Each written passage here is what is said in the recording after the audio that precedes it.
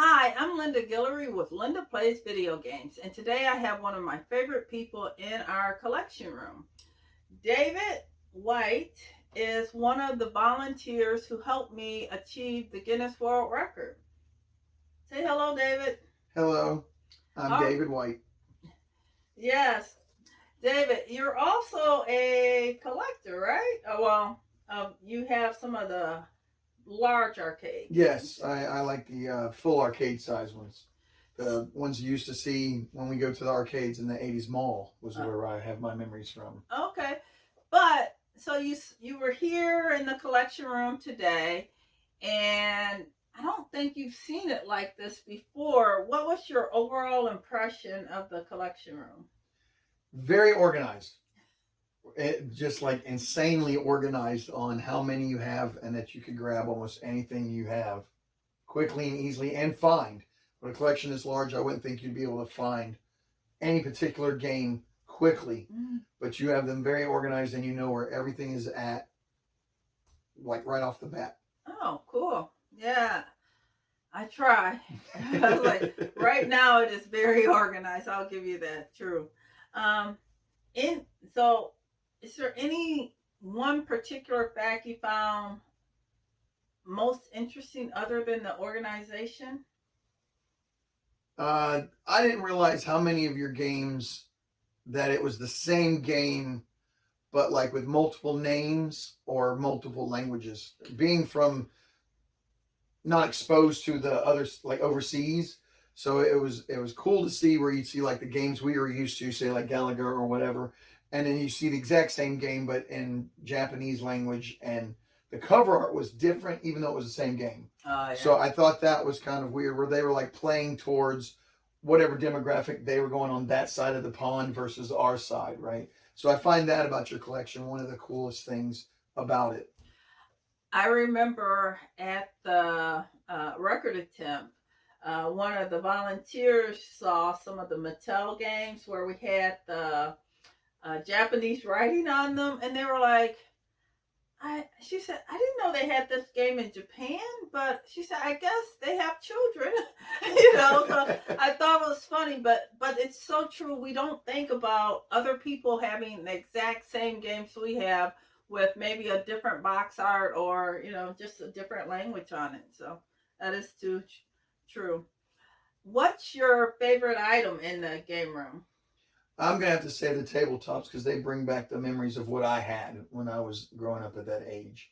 Which tabletops? Nintendo, Coleco? The Colecos, because I still remember the commercials for the Colecos, Oh, right? I mean, that was yeah. right because they would show the big arcade game, and then they would shrink it down in the commercial, and then they would show us playing it, right, or kids playing it. Right. So I remember that going, okay, I can have that at home, right? Mm-hmm. So that was one of my fascinations with the actual large arcade 80. That's why I liked them so much because I remember standing there for hours, and you never get tired, which I don't understand. Mm-hmm. We'd be there for hours and hours playing those games, pumping quarters in it, right? Mom and dad mad or just eating their money away in those quarters thing, trying to win, right? So I just that's what I remember is the big arcades being small and being able to take that home because that's the experience you were trying to recreate, right? And the consoles don't have that, but at least the miniature tabletops, you still had the joystick and you had the buttons, and it was all just that's to me that was where my childhood memory was coming from. That's awesome, and that's so true. I remember the commercial you're talking about too.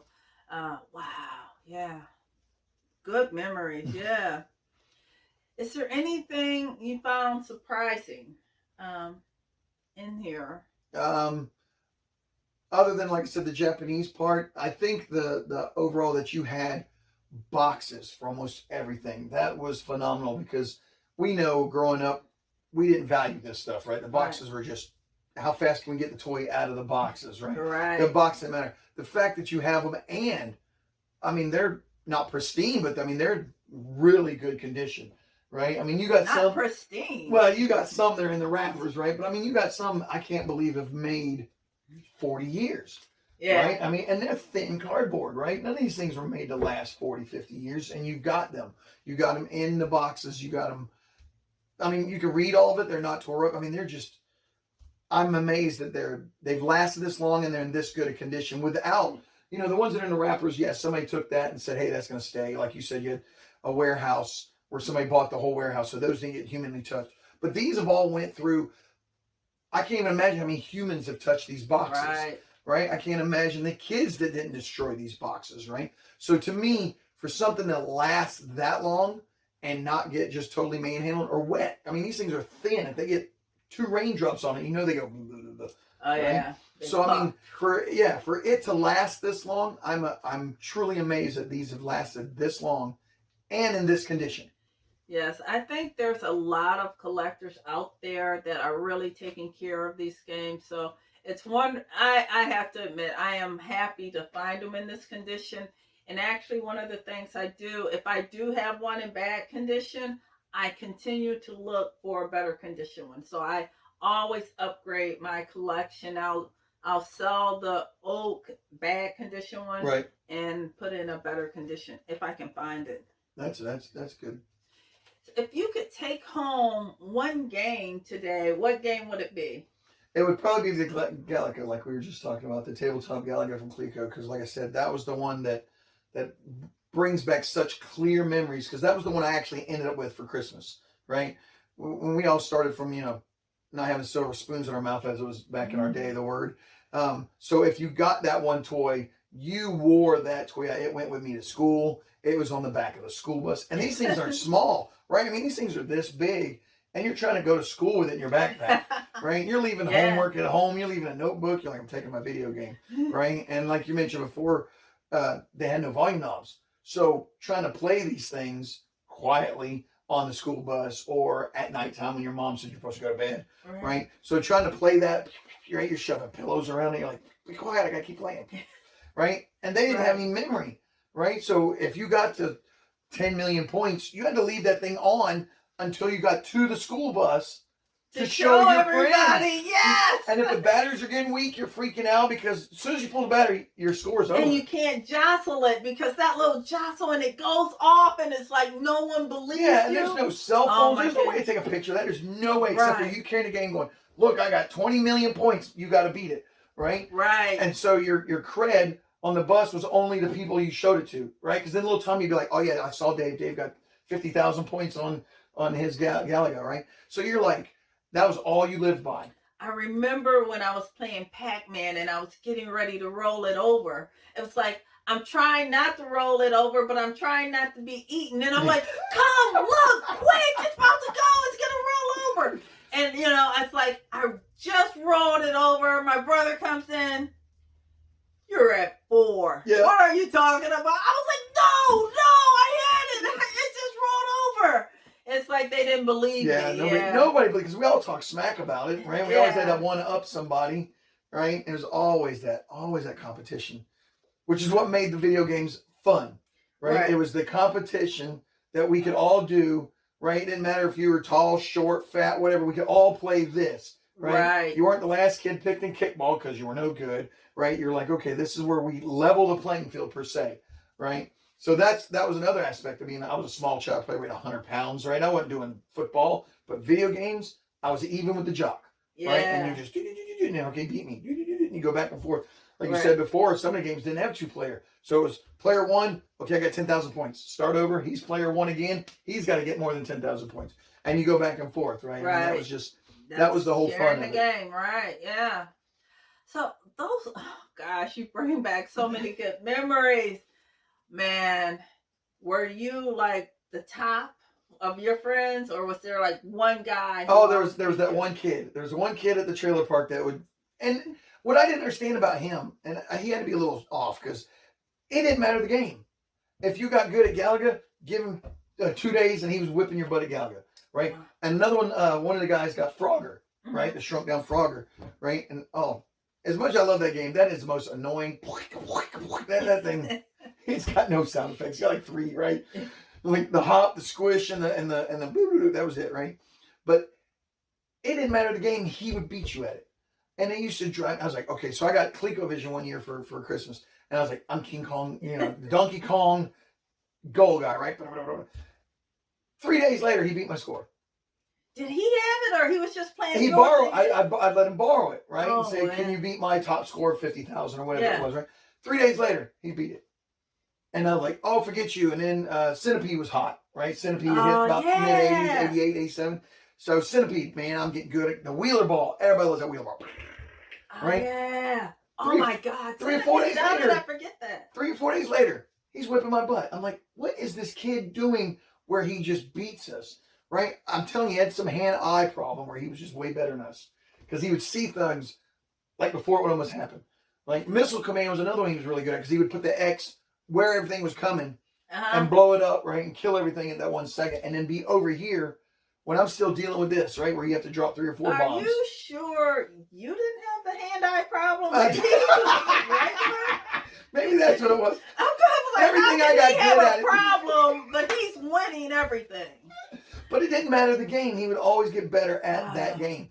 And I was like, how is he always just that much? I mean, he wasn't like he blew me out of the water, right? If I got 10,000, he'd hit 12, right? Yeah. And it might have been just thrill of the hunt, right? Because he didn't buy the games, right? It wasn't his gig. He was more of a go-kart kid. He was always outside racing his go-karts.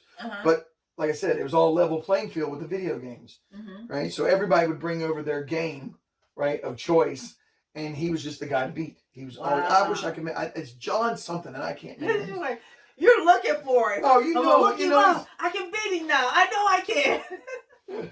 I take him one of my jousts that I have at the house. Yeah, I've seen that joust. I like his joust. You have a couple arcade games. Yeah, I have a joust. I have a full size Super Pac-Man.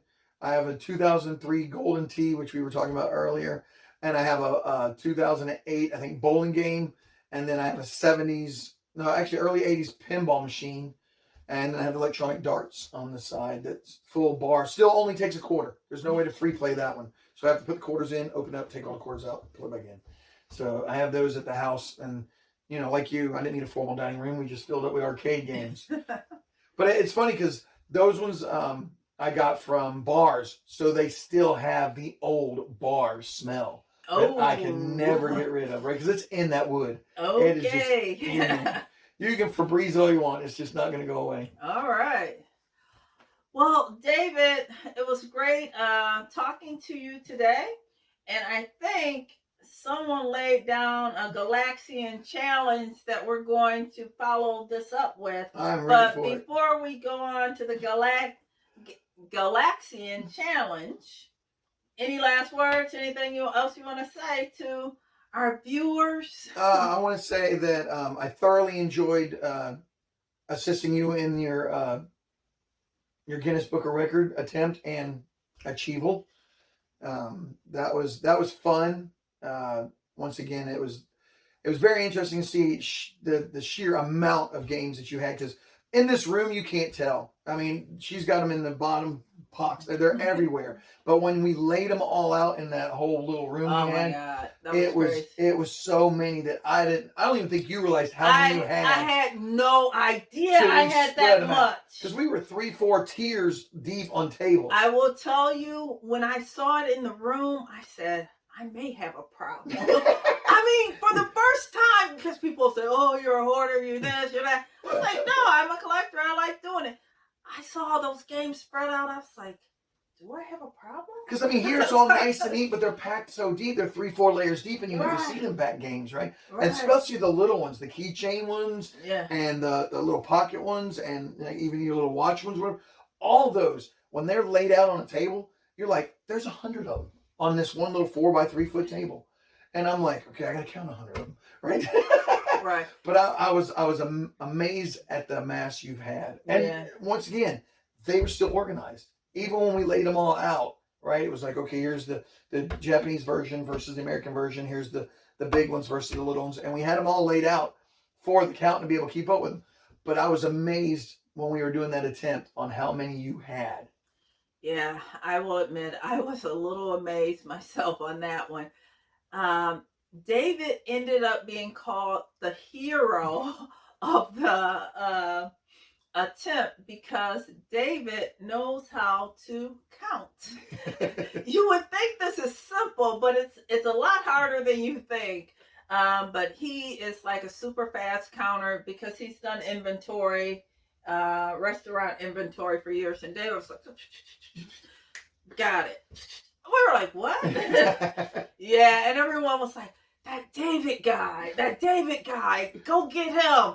And David's like, yeah, I'm just waiting for everyone else to finish. So we had like multiple counters, and David finished first, and then they were like, can you help me?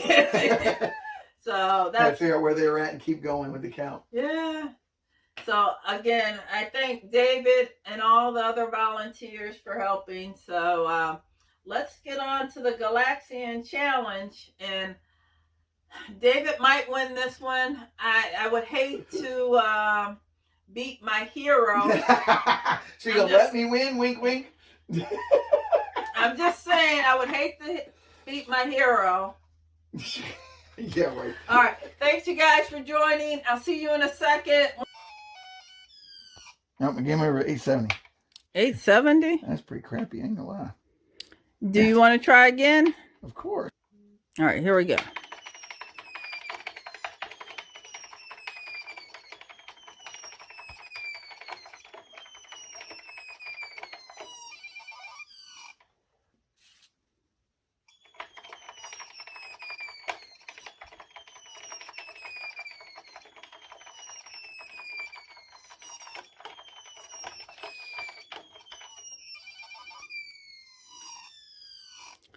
This may be a mistake. I gave all of the participants duplicate games, and David received a Galaxian, so he gets to play this all the time. And I can already tell you he's better than I am. I can see this. I don't play.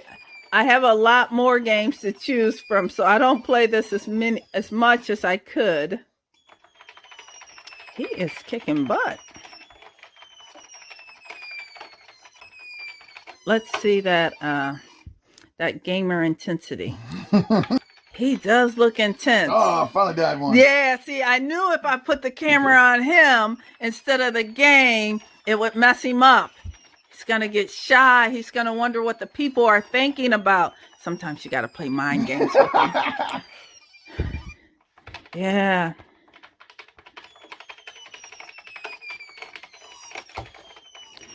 There's like some little 8-year-old saying, I can take him right now. 3,700, 3,800, 3,900, 4,000. Yeah. David's doing well. Ah, it killed me. Come on. Thank God. 4,100. Okay. All right. Like, yeah, I'm moving it. All right, let's go.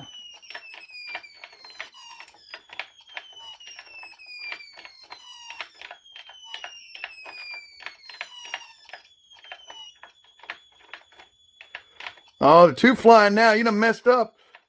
Oh. Oh, on to the next.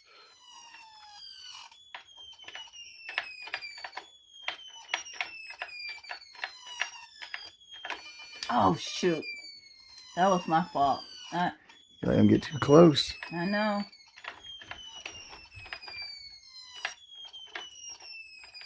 Oh, shoot. Whoa! Oh, there she goes. We're still a long way away from 4,000. Oh, my. Oh, I got him. I thought he killed me.